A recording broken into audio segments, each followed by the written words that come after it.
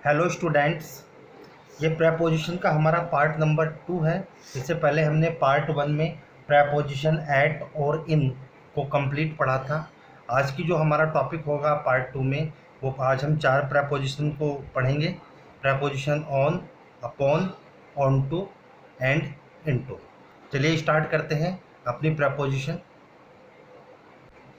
चलिए स्टूडेंट्स, तो हमारा जो पार्ट 2 में टॉपिक है उसकी first preposition use of into.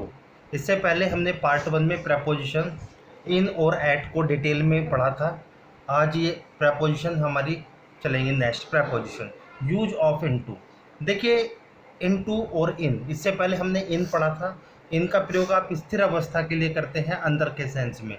Into का भी प्रयोग आप अंदर से, जब कोई चीज़ बाहर से या तो अंदर की तरफ आती है, भीतर की तरफ आती है, उस सेंस में करते हैं।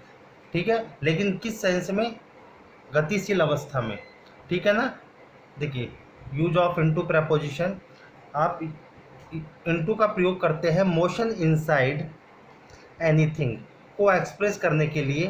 प्रेपोजिशन इनटू का यूज किया जाता है। ठीक है, गतिशील अवस्था में जब आप उसके अंदर मोशन होगा अंदर की तरफ, तब आप प्रेपोजिशन इनटू का प्रयोग करेंगे। देखिए एग्जाम्पल्स देखते हैं बड़े ध्यान से। फर्स्ट एग्जाम्पल आपके सामने, जैसे सी केम इनटू द रूम, वह कमरे में आई, गतिशील अवस्था में है, क्योंकि अगर वो रूम के अंदर ऑलरेडी होती तो मैंने कल आपको बताया था प्रपोजिशन इन का यूज किया जाता। लेकिन जब कोई चीज़ बाहर से अंदर की तरफ आ रही है तब आप प्रपोजिशन इनटू का प्रयोग करेंगे। क्लियर? इस प्रकार से। सेकंड एग्जाम्पल देखिए ध्यान से, the boy jumped into the river, गतिशील अवस्था में आप प्रपोजिशन इनटू का ही प्रयोग करेंगे। जैसे the robbers Brock into my house, Brock into. Clear? इस तरीके से आप प्रपोजिशन इनटू का यूज करेंगे जब उसमें मोशन होगा। नेक्स्ट देखिए इसका बी पार्ट। स्टूडेंट्स देखिए, इनटू का यूज हम एक माध्यम से दूसरे माध्यम में, देखो एक माध्यम से दूसरे माध्यम में, यानी कि जब आप एक फॉर्म से दूसरे फॉर्म में उसे ट्रांसलेट करते हैं या उसे चेंज करते हैं, परिवर्तन करने के लिए प्रेपोजिशन इनटू का यूज किया जाता है। क्लियर? जब आप एक माध्यम से दूसरे माध्यम में किसी भी चीज़ को परिवर्तित करोगे, चेंज करोगे, तब आप प्रेपोजिशन इनटू का ही यूज करोगे। जैसे देखिए, translate the story into English, यानी कि इस स्टोरी को ट्रांसलेट कर दो, उसका रूप चेंज हो जाएगा। जैसे मिल्क टर्न्स इनटू कर्ड, दूध को दही में चेंज कर दो। क्लियर? प्रेपोजिशन इनटू का प्रयोग किया आपने। जैसे वाटर टर्न्स इनटू आइस, पानी को बर्फ में बदलो, प्रेपोजिशन इनटू का यूज किया आपने। इस तरीके से देखिए सी नेक्स्ट पॉइंट, इनटू का यूज आप का, के, की, देखो मैंने लिखा है का, के, की के अर्थ में भी करते हैं। क्लियर? जैसे the police inspector inquired into the case. ठीक है, police inspector inquired into the case, इस अर्थ में भी आप प्रपोजिशन इनटू का यूज आसानी से करते हैं। नेक्स्ट देखिए, नेक्स्ट पॉइंट देखिए, इनटू का यूज कुछ ऐसी वर्ब्स होती हैं उनके बाद किया जाता है। ठीक है, लेकिन उसका चेंज द मीनिंग, यानी कि मीनिंग चेंज हो जाता है।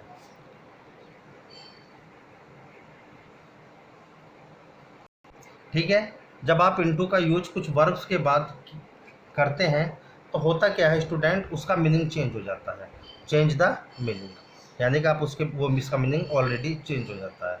देखिए किस तरीके से, कुछ फ्रेजेस हैं ये, इन्हें आप याद कर लें। जैसे ऊपर एक वर्ड आया था ब्रेक इनटू, आया था अभी, उसका मतलब होता है ज़बरदस्ती प्रवेश करना। मैंने ऊपर नहीं बताया था, मुझे जानता था कि मैं नीचे मुझे बताना पड़ेगा। ब्रेक इनटू ज़बरदस्ती प्रवेश करना, इसका अर्थ होता है। ईट इनटू, तो जबकि ईट का मतलब होता है खाना, लेकिन जब मैंने इसके साथ प्रेपोजिशन इनटू को जोड़ दिया तो ये अपना मीनिंग चेंज कर देता है। ईट इनटू का मतलब होता है किसी भी चीज़ को नष्ट कर देना। लुक इनटू, देखो लुक का मतलब देखना होता है। ठीक है, लेकिन उसके साथ जब प्रेपोजिशन आप इनटू का प्रयोग करेंगे तो लुक इनटू का मतलब होता है जांच करना। क्लियर? टर्न इनटू, टर्न का मतलब बदल, यानी कि टर्न इनटू का मतलब क्या हो जाता है स्टूडेंट्स? बदलना, चेंज करना।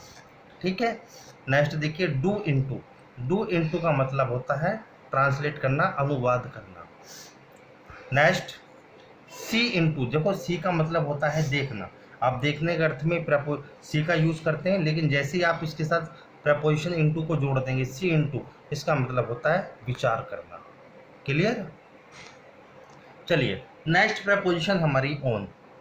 इंटू को हमने पढ़ा, इसके बाद हमारी प्रपोजिशन ऑन चलेगी, यूज ऑफ ऑन। देखिए ध्यान से, देखिए ऑन का यूज आप ऊपर के अर्थ में करते हैं। किसके अर्थ में? ऊपर के अर्थ में ऑन का प्रयोग करते हैं, याद रखना। लेकिन आप स्थिर अवस्था के लिए ऑन का प्रयोग करते हैं, यानी कि गतिशील अवस्था में आप ऑन का प्रयोग नहीं करेंगे। ऑन का प्रयोग आप ऊपर के अर्थ में करेंगे, लेकिन वो स्थिर अवस्था में होना चाहिए। देखो ऑन का यूज होता कैसे, बड़े ध्यान से समझे।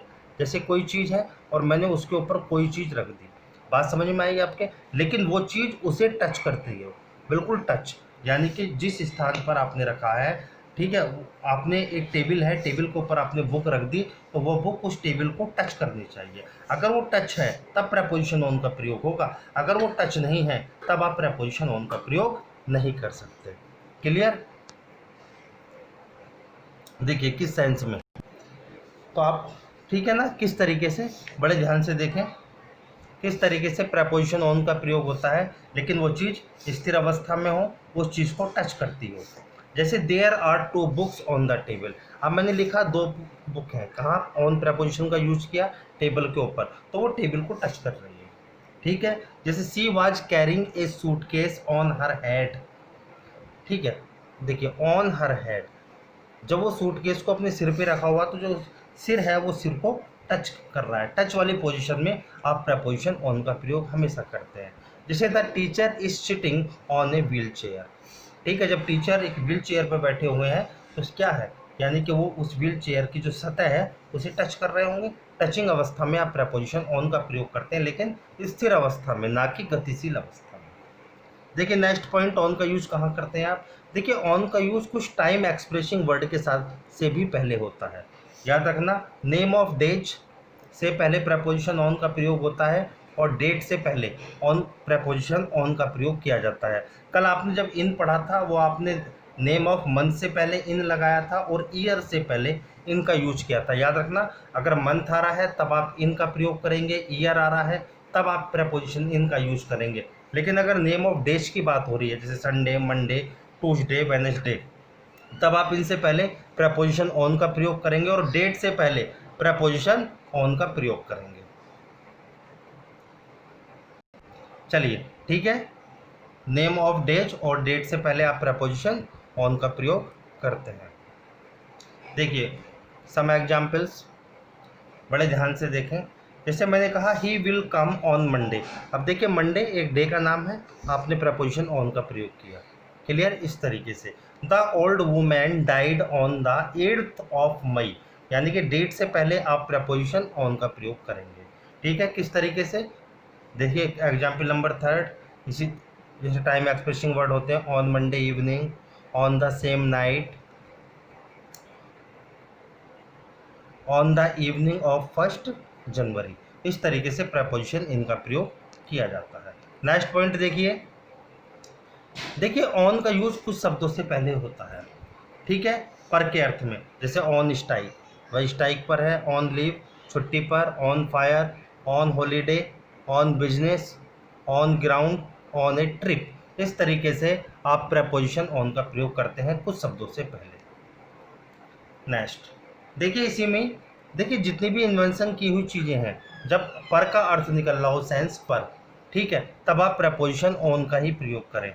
जैसे on television, on the radio, on the phone, on computer. जैसे मैं लिखता हूँ for example, she is working on computer, I am hearing news on the radio, इस तरीके से आप प्रपोजिशन ऑन का प्रयोग करते हैं इनसे पहले। देखिए नेक्स्ट, ऑन का यूज विषय संबंध के अर्थ में भी करते हैं। जैसे कोई आप बुक लिख रहे हैं और वो किस विषय से संबंध है, किस सब्जेक्ट से रिलेटिव है, तब आप उसके सब विषय का संबंध बताने के लिए प्रपोजिशन ऑन का यूज किया जाता है। जैसे मैंने लिखा दिस बुक इज ऑन फूलन देवी, ठीक है, फूलन देवी, इस तरीके से आप प्रपोजिशन ऑन का प्रयोग करेंगे। जैसे मैंने लिखा this is a book on English grammar, यानी कि किताब किसकी है? किस पर है? On English grammar.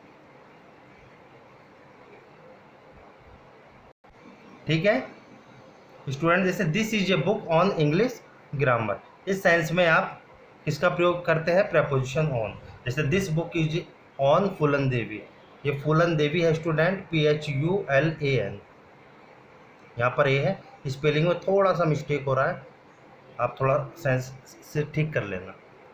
चलिए नेक्स्ट देखिए, ऑन का यूज सम फ्रेजेस में होता है, कुछ ऐसे फ्रेजेस होते हैं जिनके साथ आप प्रेपोजिशन ऑन का यूज करते हैं। क्लियर? इस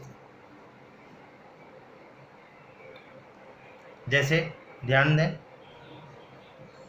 on the first floor, on the ground floor, on the right, on the left, on the front of a letter, यानी कि सब किस सेंस में हो रहा है? कुछ ऐसे फ्रेजेस हैं जिनके साथ आप फिक्स प्रेपोजिशन ऑन का ही यूज करेंगे। चलिए नेक्स्ट प्रेपोजिशन आती है हमारी इनटू, और ऑन को हमने कंप्लीट किया। यूज ऑफ अपॉन, देखिए जब आप प्रेपोजिशन अपॉन की बात करते हैं, इसका भी अर्थ होता है अपॉन का यूज करें आप चाहे ऑन टू का प्रयोग करें, दोनों ही प्रेपोजिशन का सेम यूज किया जाता है। आप अपॉन के स्थान पर ऑन टू लगा सकते हैं, ऑन टू के स्थान पर अपॉन लगा सकते हैं। एग्जाम में अपॉन शब्द ज़्यादा दिया जाता है, ज़्यादा पूछा जाता है, इसलिए ठीक है ना। लेकिन मैंने आपको बता दिया अपॉन और ऑन टू दोनों सेम प्रेपोजिशन होती हैं, दोनों का यूज आप एक दूसरे के स्थान पर कर सकते हैं। जहाँ आप अपॉन का यूज करेंगे वहाँ पर आप ऑन टू का भी यूज कर सकते हैं। इन दोनों का और यानी कि जो अर्थ है वो के ऊपर, यानी कि के ऊपर के सेंस में आप प्रेपोजिशन अपॉन या ऑन टू का यूज करेंगे। लेकिन मैंने लिखा नीचे थिंग्स इन मोशन, गतिशील अवस्था में। देखिए ऑन जब कोई चीज़ उसे सपोर्ट करती है, यानी कि स्थिर अवस्था होती है, तब आप प्रेपोजिशन ऑन लगाते हैं। लेकिन ऊपर के सेंस में जब चीज़ें वस्तुएं गतिशील अवस्था में होती हैं, मोशन में होती हैं, तब आप प्रेपोजिशन अपॉन या फिर ऑन टू का यूज करते हैं। जैसे फॉर एग्जाम्पल देखिए, the dog sprang upon the table, इस तरीके से यहाँ पर गतिशील अवस्था है, प्रेपोजिशन अपॉन का यूज किया आपने। देखिए नेक्स्ट एग्जाम्पल, जैसे the broom came upon the table itself, the broom कहते हैं झाड़ू, यानी कि झाड़ू अपने ऊपर, अपने झाड़ू जो है अपने आप टेबल के ऊपर आ गया, यानी कि गतिशील अवस्था में, तब आप प्रेपोजिशन अपॉन का यूज करेंगे। जैसे I jumped on to the horse, मैंने हॉर्स के ऊपर जंप की, गतिशील अवस्था में आप अपॉन का यूज करें चाहे प्रेपोजिशन ऑन टू का यूज करें, दोनों ही सेंस में सेंटेंस आपका सही है। जैसे he will jump on to the elephant, ठीक है, इस तरीके से आपने प्रेपोजिशन ऑन टू का प्रयोग किया। आप ऑन टू और अपॉन को एक दूसरे के प्लेस पर यूज कर सकते हैं, दोनों का अर्थ सेम होता है। ठीक है, थैंक यू स्टूडेंट्स।